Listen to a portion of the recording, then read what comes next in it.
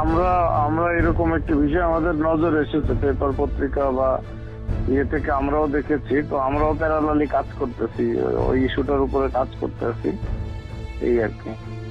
কাজ করছে, মেইনলি কাজ করছে Dhaka metropolitan police, DMP DB আর কি কাজ করতেছে।